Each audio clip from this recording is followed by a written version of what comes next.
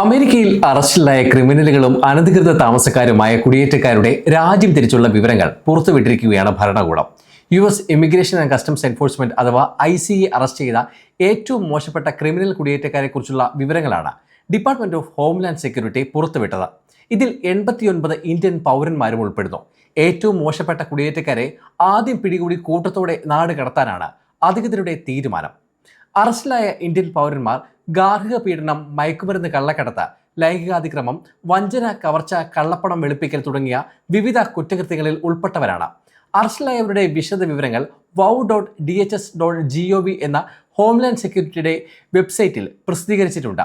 5000 criminal അനധികൃത കുടിയേറ്റക്കാരെ കൂടി വെബ്സൈറ്റിൽ ഉൾപ്പെടുത്തിയിട്ടുണ്ടെന്നും ഡേറ്റാബേസിൽ ഇപ്പോൾ അറസ്റ്റിലായ 25,000 വ്യക്തികൾ ഉൾപ്പെടുന്നുവെന്നും ഹോംലാൻഡ് സെക്യൂരിറ്റി എക്സിൽ പോസ്റ്റ് ചെയ്തു. ഇത് ട്രംപ് ഭരണകൂടത്തിന് കീഴിൽ തെരുവുകളിൽ നിന്ന് നീക്കം ചെയ്ത ക്രിമിനൽ അനധികൃത കുടിയേറ്റക്കാരുടെ ഒരു സ്നാപ്ഷോട്ട് മാത്രമാണെന്നും ഹോംലാൻഡ് സെക്യൂരിറ്റി കുറിച്ചു. ഹോംലാൻഡ് സെക്യൂരിറ്റിയുടെ മറ്റൊരു പോസ്റ്റ് ഇങ്ങനെയാണ്: ഇവർ നമ്മുടെ സമൂഹങ്ങളെ ഭീകരവൽക്കരിച്ച രാക്ഷസന്മാരാണ്. ഇവരിൽ ഓരോരുത്തരെയും പുറത്താക്കുന്നതുവരെ ഞങ്ങൾ നിർത്തുന്നില്ല. നമ്മുടെ രാജ്യത്ത് നിയമപരമായി താമസിക്കാൻ അനുവാദമില്ലാത്ത ആളുകൾ അമേരിക്കക്കാരെ ഇരകളാക്കാൻ ഞങ്ങൾ അനുവദിക്കില്ല, ഹോംലാൻഡ് സെക്യൂരിറ്റി കുറിച്ചു. തങ്ങളുടെ ഉദ്യോഗസ്ഥർ എന്തു ചെയ്യുന്നുവെന്ന് അമേരിക്കക്കാർക്ക് അറിയാൻ വേണ്ടിയാണ് ഓരോ അനധികൃത കുടിയേറ്റക്കാരൻ്റെയും പേര് വെളിപ്പെടുത്തി നാണം കെടുത്തുന്നതെന്നും പോസ്റ്റിലുണ്ട്. അതേസമയം അമേരിക്ക നാടുകടത്തിയ ഇന്ത്യൻ പൗരന്മാരെ കുറിച്ചുള്ള വിവരങ്ങൾ കേന്ദ്ര സർക്കാർ കഴിഞ്ഞ ദിവസം രാജ്യസഭയെ അറിയിച്ചിട്ടുണ്ട്. 2025 അമേരിക്ക 3800-ലധികം ഇന്ത്യക്കാരെ നാടുകടത്തിയെന്നാണ് ഇന്ത്യൻ വിദേശകാര്യ മന്ത്രാലയത്തിന്റെ വിശദീകരണം. 2025 ഡിസംബർ മാസം പകുതി വരെ 3414 ഇന്ത്യക്കാർ US-ൽ നിന്ന് നാടുകടത്തപ്പെട്ടു. ഇതിൽ 47 പേരെ ന്യൂയോർക്ക് കോൺസുലേറ്റ് വഴിയും, 31 പേരെ അറ്റ്ലാന്റ വഴിയും, 234 പേരെ ഹ്യൂസ്റ്റൺ വഴിയും, 49 പേരെ സാൻ ഫ്രാൻസിസ്കോ വഴിയും, 31 പേരെ സിയാറ്റിൽ വഴിയും നാടുകടത്തി.